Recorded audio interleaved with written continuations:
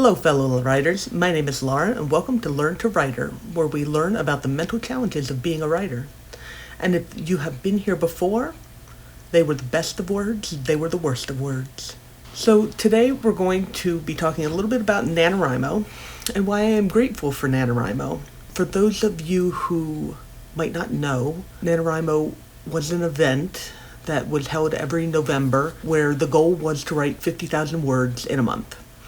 About 1,667 words per day, and it was a pretty tough challenge. I started doing it way back a million years ago. The earliest record I have of my winning it was in 2009, so I'm old. It's okay. I did it for a number of years. I won it for almost all of the years that I participated in it. And then I have a win in 2020, which, that one kind of makes sense, because what the heck else were we doing at that point? Unfortunately, within the past couple of years, and I don't remember exactly where off the top of my head, there were some things that the NaNoWriMo, higher-ups did not deal with correctly. They didn't deal with some things well, and as a result of that, NaNoWriMo was kind of blacklisted within the writing community. And rightly so. You can always look up what those issues were.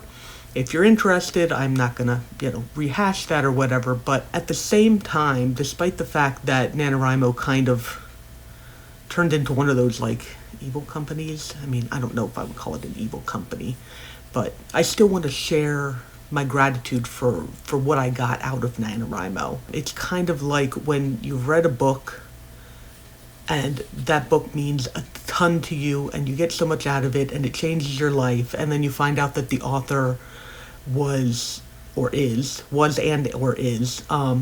a great person. That doesn't immediately negate whatever it is that you got out of it. The book exists, and you put yourself into it, and you got out of it a certain bit that doesn't have anything to do with the author. And so that's kind of how it is for me with NaNoWriMo, is no matter what it ended up turning into, I got a lot out of doing NaNoWriMo over the years. I want to express my gratitude because, it's the month of November and gratitude. So back when I started doing NaNoWriMo, it was kind of it was all the rage, I guess. It was, the challenge or whatever. And it was before I really was serious about my writing. I've always written. I've always written.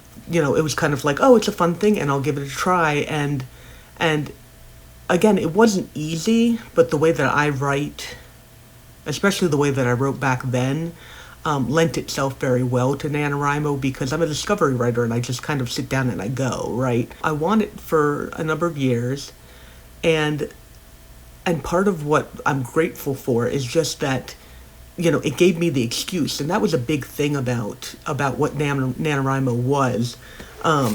You might have seen this book is No Plot, No Problem, was the book that Chris Beatty put out. He's the guy who started NaNoWriMo, and basically most of what this book says is stop not writing and just write. It doesn't matter, right? Just get out the words.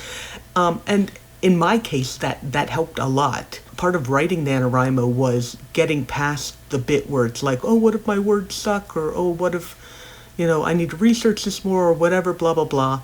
And, I just wrote. One of the other really big things that it did was it was really, really big, especially back in the heyday, and I got a lot of community contacts and all that kind of stuff out of it because, it'd be the type of thing where, any writing group or any, whatever, you'd be like, hey, you doing NaNoWriMo? Hey, you doing NaNoWriMo? And, people would be like, well, maybe, or, whatever, but, everybody kind of knew what it was. And then the people who did participate, you could follow each other on the website and see how the word counts were going and all that kind of stuff. And it just, that was one of my early experiences with community, the writing community. I am positive that was before writing excuses because I didn't do that until 2017 or 2018, I think, when I got into writing excuses. So this was a big community. This was before I did DIY MFA also, which got me a decent amount of community. And then over time, one of the things that I realized that I got out of NaNoWriMo was the fact that it was a way for me to kind of check on where my skill level was. Like at the very beginning, I just kind of did NaNoWriMo and I wrote NaNoWriMo and 50,000 words and on, whatever the heck, and then, get that goal. And later on, I started realizing I was developing my skills at that point. Learning more about my writer's intuition, doing all that kind of thing. So I would come back to NaNoWriMo and I would be like, oh, this is easier than that it was last year, or this is harder than it was that last year. There was a certain point at which I realized that writing every day really didn't work for me, and so I started I cut out a day so that I would have a day where I wasn't writing, which means that the words that you had to write per day bumped up to 2,000.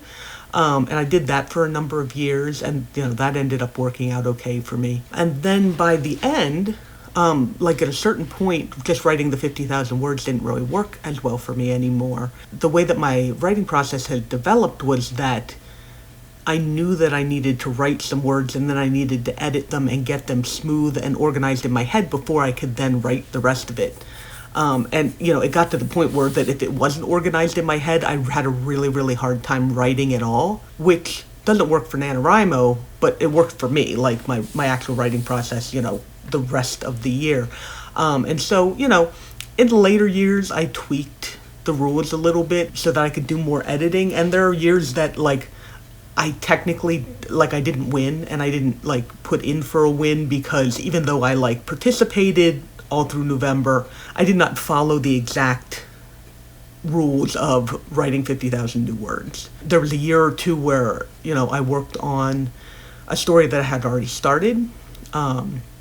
Those ones I did count. If it was a story I had already started and then I wrote 50,000 more words onto the end of that, I did count that. And I ended up finishing 3 novels that way. I know Law of the Prince Charming, I actually did 3 different years. There was one year where I wrote part of the beginning, then I wrote the second half, and then the next year I rewrote the second half because my second half wasn't good enough.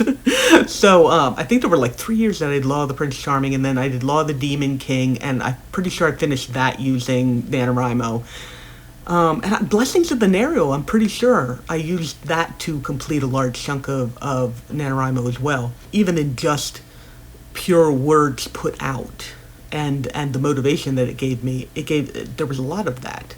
So even though NaNoWriMo technically does not exist anymore, I think they're trying to revive it under another name, but I am so grateful that I did it and that I had it for all those years, right? For the words that it helped me get, for the awareness it gave me in my writing, for the actual novels that I finished and, using it. No matter what happened, those lessons are still a part of me because I did those. The fact that the NaNoWriMo challenge existed, gave me skills that I probably would have gotten otherwise, but maybe not as quickly, maybe not the same exact lessons, all that kind of thing. And now that I have them, it doesn't matter that NaNoWriMo has gone the way of the dodo, right? I still have those lessons. I still have everything that I learned. I have all the words that I wrote, even though, not using all of them, but I still have them. And I'm grateful that NaNoWriMo existed. I guess the take home for my fellow writers, is that challenges like this are good, and you don't even necessarily have to win, right? Or win the challenge, right? Like I said, there were years that I did NaNoWriMo that I did not win, for various reasons. I still always got something out of it. It might be a good idea to look at what other challenges there might be out there, like writing challenges that are out there that just kind of push you a little bit beyond your boundaries. I know specifically that there is Story a Day May. That's run by, I'm pretty sure it's still run by Julie Duffy. I've met her before. She's lovely and beautiful, and short stories are not really my thing, but I did this past year, actually this year, this past May. We're at the end of the year and I've forgotten what's happened at the beginning of the year. In May, I actually attempted it in that I was like, okay, I'm going to write any short stories, and I did. I definitely did not write a short story a day, but like I wrote short stories. A couple of them are actually things that I think I could go back to and possibly flesh out at some point, right? Like, at the same time, if I hadn't have forced myself to do that, I wouldn't have that, I wouldn't have had that experience. I wouldn't have gotten a little bit closer to being able to write short stories because, I feel like that's something that I'd like to be able to do. There are probably plenty of other challenges out there. It's not something that I've looked into recently, but I probably will. One of the things that I like to do, or I have done in the past, I guess, is done the where you join a hashtag and then you like do. It's not really a challenge. It's just you post every day on a hashtag in whatever month that one happens to be going. That's mostly out there to get community, get eyes on you, that kind of thing. And those are a lot of fun too. But really, it's kind of a way to get out of your comfort zone. You can also look for anthologies. Whether or not you have a short story prepared, you can always be like, I would like to submit to this anthology, and then write that short story. And maybe you won't get there in time. Maybe you won't get picked to be in the anthology, but you'll write something that you otherwise might not have written. But either way, do things, write things. Take those lessons and let them shape you and grow you and make you into a better writer. And don't be worried about the failing aspect of it, right? Because let's be honest, we fail at a lot of the stuff that we do. Just in general, we fail at a lot of the stuff we do, but the failure is how you get the experience, and the experience is how you make better, write better books, make better decisions, right? That is the most important thing, is to continue striving and to continue growing as a writer, and eventually you will reach those goals, because you will. The things that you end up doing might not be exactly what you thought you were going to be doing at the beginning, but you will accomplish great feats of writing as long as you keep working and struggling toward it. So if you like this video, go ahead and like this video. If you'd like to stick around and see more from Learn to Writer, go ahead and subscribe, and there will be more videos coming out. And I hope that all of your struggles help you become a better writer. And I will see you guys in the next video. Okay, bye-bye. But there are probably plenty of other writing challenges out there. I might even... Hi. How are you? He wants to eat my hair.